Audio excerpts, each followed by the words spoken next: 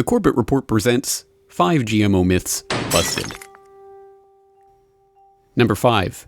GMOs feed more people. Contrary to what the biotech giants say on their industry-sponsored websites, GMO crops do not produce greater yields. A comprehensive 2009 report by the Union of Concerned Scientists demonstrated that GMO soybean and corn produced no increase in intrinsic yield over conventional soybean and corn.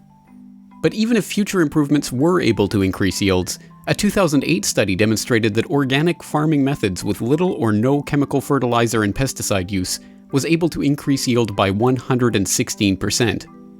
But there's no money to be made for the international agrochemical companies by citing that research, so the public continues to be told that GMOs, which do not increase yield, are necessary to end world hunger.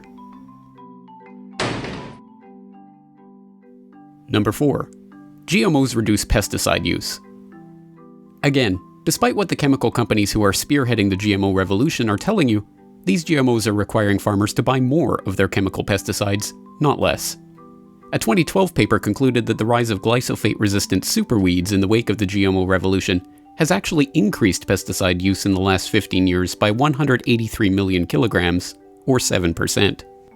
The study estimated that if new strains of GM corn and soybeans are approved for commercial use, herbicide use could increase by a whopping 50%. Still, you have to admit it's a good business move for the chemical companies that produce the pesticides to also create the GMO crops that require more pesticides. Number 3. There is no scientific proof of adverse health effects from GMOs. This is one of the most disingenuous claims of the GMO PR campaign. In reality, the FDA doesn't even test the safety of GMO crops. Instead, all GMO foods are assumed to be safe unless there is already evidence to the contrary. In other words, the FDA relies on self-reported data from the companies that manufacture the crops as to their safety. Even worse, due to legal and copyright restrictions surrounding GMO patents, independent scientists have to ask the biotech companies' permission before publishing research on their products. As a result, almost all of the long-term animal feeding studies that have ever been conducted on GMOs have been carried out by the biotech companies themselves, on their own rules, and with their own standards of reporting. What few independent studies have been conducted have shown a range of adverse health effects, from reduced fertility to immune system dysfunction, liver failure, obesity, and cancer. Yet still, for some reason, Obama's food czar Michael Taylor refuses to make FDA testing of GMO safety mandatory. I wonder if it's because he used to be the vice president of Monsanto.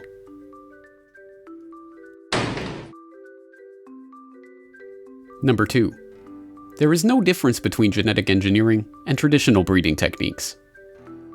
Argue with a GMO proponent long enough, and they will eventually try to tell you that there is no difference between conventional breeding techniques and genetic engineering, except for the time frame involved. What used to take dozens of generations can now be accomplished in a laboratory in a short time, they say. But this is not true. Conventional breeding takes one strain of a certain crop, such as corn, and breeds it with another strain of that crop. Genetic engineering takes genetic material from one species, such as soil bacteria, and inserts it into a different species, such as corn. This can be done by a variety of techniques, such as the use of gene guns to fire the genetic material into the cell of the target organism, an inherently imprecise process that leads to random and unintended genetic combinations. To say that this is the same process as conventional plant breeding is simply a flat-out lie. Number 1. Labeling GMOs is a bad idea, for some reason. The argument for why companies should not have to label GMOs is not an argument at all. The biotech giants and their PR fronts merely say that the public is so stupid that they don't deserve to know what they're eating because it would scare them. This is the sum total of the argument. On the other hand, are people who believe it is their right to know what they are eating, every bit as much as ingredients and dietary information labeling have long been standardized. The logic is simple enough for a 14-year-old girl to understand, but evidently not a fully grown man. Observe.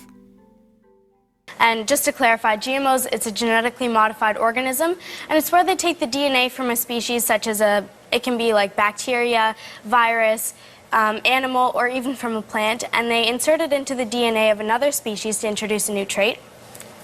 For instance, a common trait is pesticide producing. So they'll make the crops pesticide producing, but they haven't adequately tested, and Monsanto's longest study is 90 days. That really doesn't determine how long-term it's going to affect our health, the environment, and even our entire ecosystem. Yeah. You know, saying Monsanto's testing in 90 days is a little mislabeling it, because many other organizations, including it sounds like some ones you're involved in, do much more testing. So a product comes to market, many people test it, including the government. So Monsanto knows that about food. Actually, can I just, in Health Canada nor the FDA do any independent studies, and they rely only on the very studies provided by the companies that stand to gain by their approval, like Monsanto. For more news and information, please follow the RSS feeds at corbettreport.com, subscribe to this YouTube channel, or follow us on Twitter @CorbettReport.